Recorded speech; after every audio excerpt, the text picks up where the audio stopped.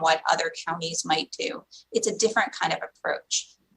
Fairly straightforward. It doesn't take fancy electronic equipment to check vaccines at the door if a business decides to do that. We are assuming that the majority of businesses right now will likely go with the mask mandate.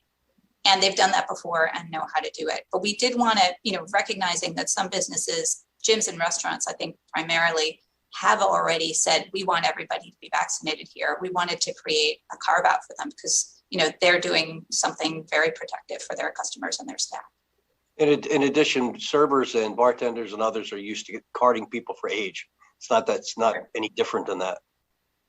Specifically then, on the vaccine cards, folks are going to need to have them handy now to go to certain places. What are you recommending in terms of how you keep them, how you carry them, and are you concerned about fakes? Well, good, Doc. I'm sorry.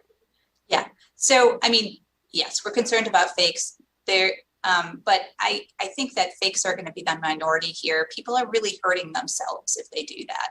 In terms of how to keep your card, some people have started laminating theirs, which is probably not a great idea because if at some point, not yet, but if at some point we were to move to boosters, it would be hard to record that.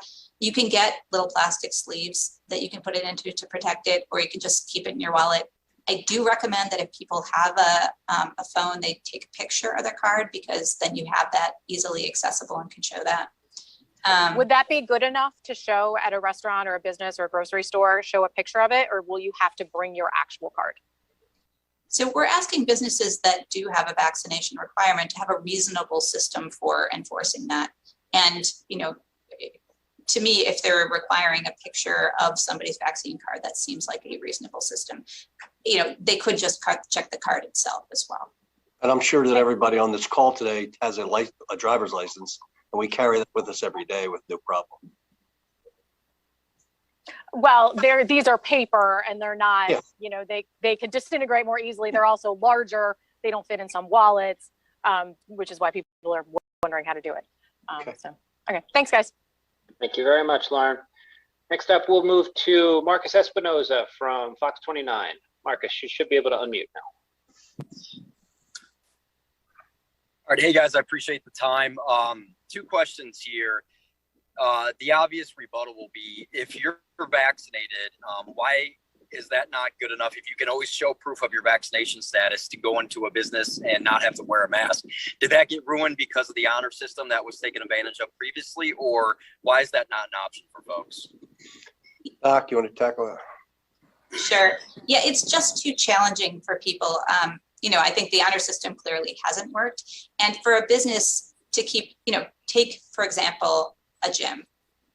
You check at the door, this one's vaccinated, this one's not. They have a mask on if they're not vaccinated when they walk in. Are you really going to remember in that gym or in a retail store or some other indoor environment which one showed you a vaccine card when they came in? You're probably not.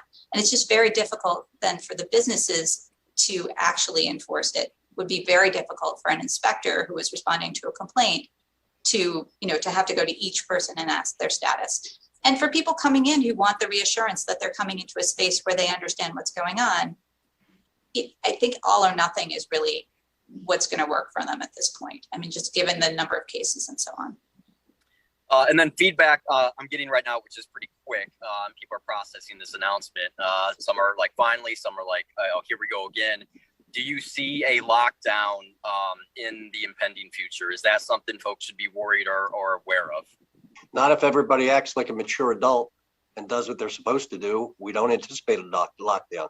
We didn't anticipate doing this a couple months in July, June and July. We didn't expect to be doing this. But you can see the level of immaturity around the country, even from governors and legislatures. This is where we are. Thank God this is not World War II, because the level of effort and maturity that was shown in World War II is not being shown here, and we'd be speaking German at this point. So, people just have to grow up and do what they're supposed to do. It's not difficult because it's free, it's accessible, and you can get a vaccine. This is not a big lift, but it seems that people want to make it so. Doctor, you want to talk about the technical side of it? I mean, the thing I would add is we really desperately need everybody in the city to get vaccinated who is able to get vaccinated. But the reason we're talking about double masking is we know there's still some people who are unvaccinated. And until or unless they are fully vaccinated, they need to be double masking, because we are continuing to see spread from people who had no intention of giving this to, to their grandmother or their mother or their child. And the double masking is another tool. And I want to make sure everybody has the tools they need to protect themselves. And then real quick, so this means for schools, Philly schools, everybody will have to wear masks as well, correct? And then Mayor, your emotion is very clear and transparent. Are you upset and ticked off that you have to be here in this first place to announce this? Is this? No, I'm not upset with being here with you. I'm upset that people just can't act in the way they're supposed to act and do what's good for everybody. And we're not as bad. Look, we're not as bad here because obviously our situation is not as bad as other states and other states.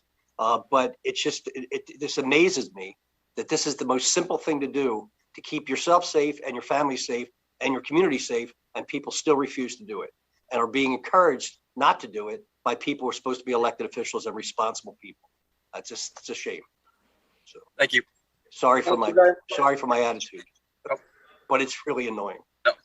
No, I get it. Thank you. Thank you very much, Marcus. Next, we will move to Mitch Block